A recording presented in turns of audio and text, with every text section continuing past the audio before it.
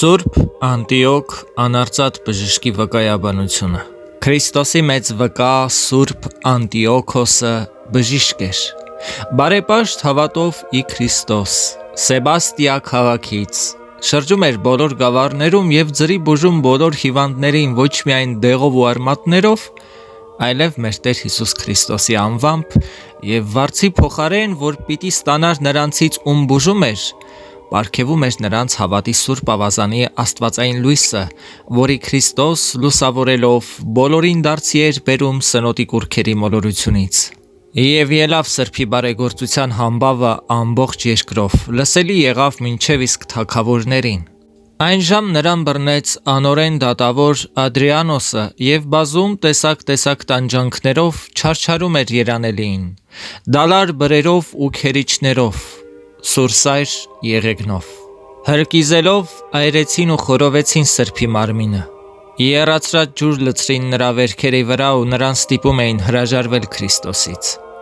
Իսկ նա բազում վշտերից չէր կարող բանալ իր բերանը, այլ միայն սրտանց գոհանում և օրհնում էր Աստծուն։ Երբ տեսան, որ արհամարում է տանջանքը, նրան գցեցին վագրերի առաջ, և վայրի գազանները երանելի հրաշալի դեմքից պատկառելով չմոտեցան սրբին,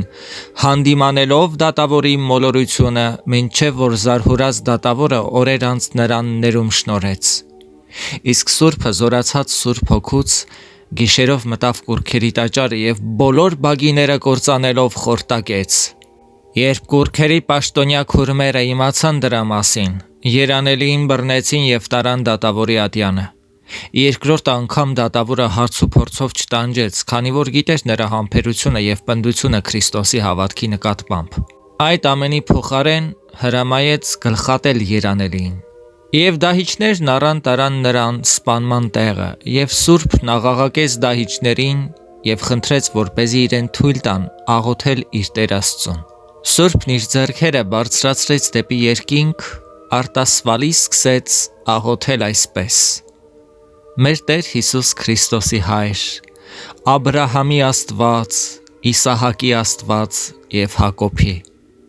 ամեն մխիթարության Աստված, խոնարհեցրու ականջդ և լսիր աղաչանքը քո ծառայի։ Տեր, տուր ինձ անվեհեր ավարտել ընթացքս։ Տեր,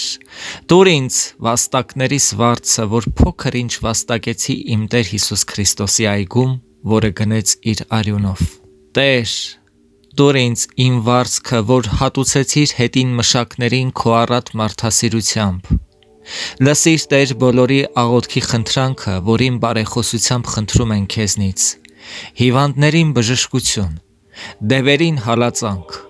կույրերին տեսնել, կաղերին գնալ, խուլերին լսել, մեղք գործածներին թողություն։ Լսիր Տեր բոլորին, որ կաղաչեն քեզ։ Եթե մեկը վտանգվում է ծովում կամ գետում, ամեն տեղ օգնիր և փրկիր բոլոր վտանգներից ու նեղություններից։ Տեր, տուր և օդի բարեխառնություն և հանդերին պտղաբերություն փրկելով խորշակից ու եղյամածին սառնամանիքներից։ Տեր, շնորհիր մարդկանց առողջություն, նաև անասուններին ու թռչուններին, որովհետև քո ստեղծածն են, և քոնն է փառքը հավիտյանս, ամեն։ Միևնույն ժամին երկնքից ձայն եկավ նրան և ասաց. Քո բոլոր խնդրանքները կկատարվեն և դու կգաս քո տիրոջ ուրախությանը։ Բաց են դռները երկնքի և քեզ պատրաստված է փառքի պսակ, որ պատրաստեցիր քո նահատակությամբ։ Եվ այդ ձայնը ուրիշները չլսեցին, այլ միայն Կիրակոս դահճապետը և հավատաց Քրիստոսին ու նզովեց կուռքերին։ Եվ այդտեղ հատվեցին երանելիների գլուխները Անտիոքոս բժշկի և Կիրակոս դահճապետի։ Եվ քրիստոնյաները վերցրին նրանց սուրբ մարմինները և տարան իրենց մոտ։ Իսկ երբ հալածանքները դադարեցին, Սեբաստիա մեծ մայրաքաղաքում կառուցեցին սրբերի վայելուչ վկայարան և կոչեցին Սուրբ Անարծաթներ, որ կա մինչև այսօր։ Եվ ի հիշատակ սրբերի օգոստոսի 25-ին կատարվում է նրանց տոնը ի փառս ամենասուրբ երրորդության,